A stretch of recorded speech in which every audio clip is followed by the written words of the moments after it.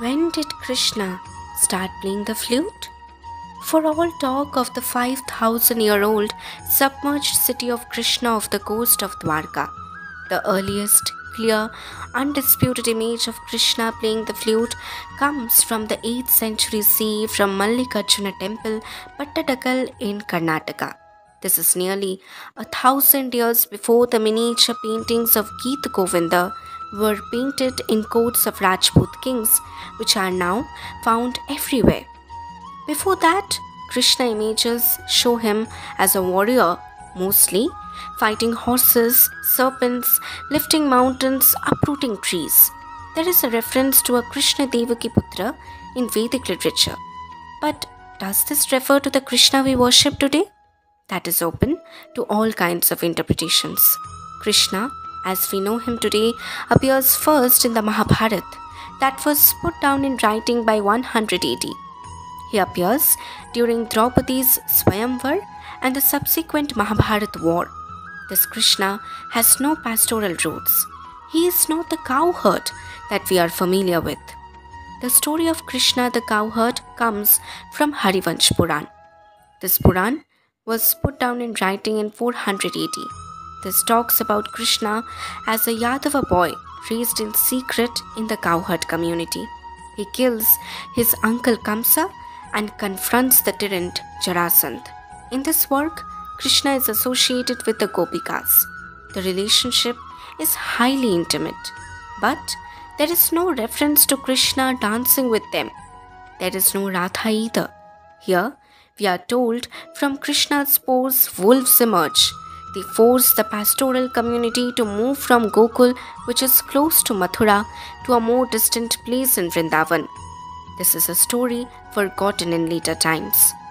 In the Vishnu Puran, written around 500 AD, the story changes. We hear of the women dancing around Krishna, but Krishna does not play the flute here. He, along with his brother Balram, sings for them and draws them to the forest at night. The story of Krishna playing the flute comes to us from the Bhagavad Puran.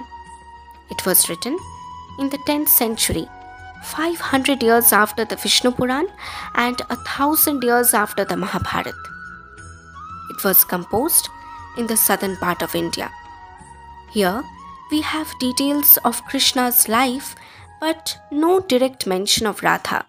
She only appears explicitly in Sanskrit literature in the Geet Govind of the 12th century, in the Puri temple of Orissa, and a few Prakrit poetries before that. While Chaitanya Mahaprabhu, 15th century of East India, values the Bhagavad Puran, Sri Vaishnava Ramanuja, 11th century, prefers the Vishnu Puran and keeps his distance from the Bhagavad Puran. He prefers the longing of the Gopikas for the disappearing Lord far more important than the clandestine eroticism of the later texts, which have a tantric flavor.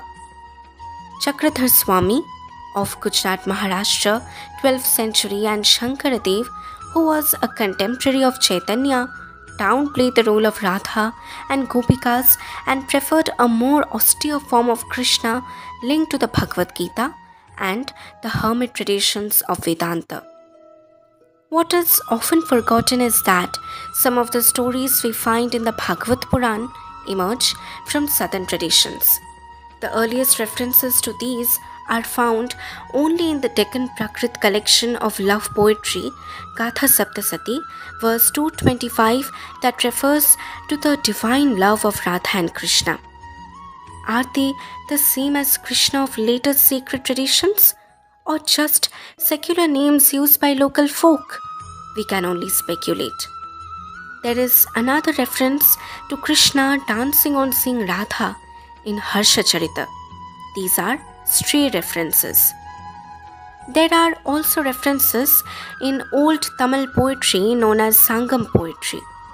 In songs of the Arvar poets dated to around 7th to 8th century, we hear of the dark one, Mian, the cowherd of the cowherds, who loves to steal butter and the clothes of women.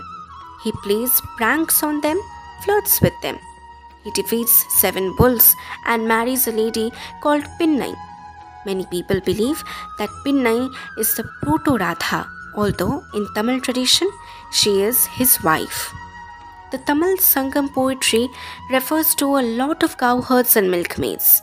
There are references to churning of milk, of Krishna wanting to steal butter and throwing a buffalo demon on the trees to get berries. None of these stories are found in the North Indian traditions, but they make their way to the Bhagavad Puran. The idea of Krishna holding the flute also comes to us from South India. If you look at the early Krishna artworks from Mathura in the Kushan period, they show him as a warrior boy killing the horse, the donkey, the elephant, the snake, uprooting trees, raising mountains, overturning carts, but they never show him playing a flute. There are images of Gandharvas playing flute, but never one of a cowherd. The idea of Krishna, who as a child steals butter, is seen in the Krishna panels created by kings of the Deccan, such as Chalukyas. Thus, we find stories of Krishna's cowherd life in Pattadakal, Karnataka, in the Kailasa temples of Ellora in the 7th century, and at Mahabalipuram, Tamil Nadu, all dated between 7th and 9th centuries. The image of the flute playing Krishna, Venugopal, comes from this period in Pattadakal, Karnataka in the 8th century for the first time. We also have images of Venugopal, flute playing cowherd, from the Hoysala temples of the 12th century Karnataka.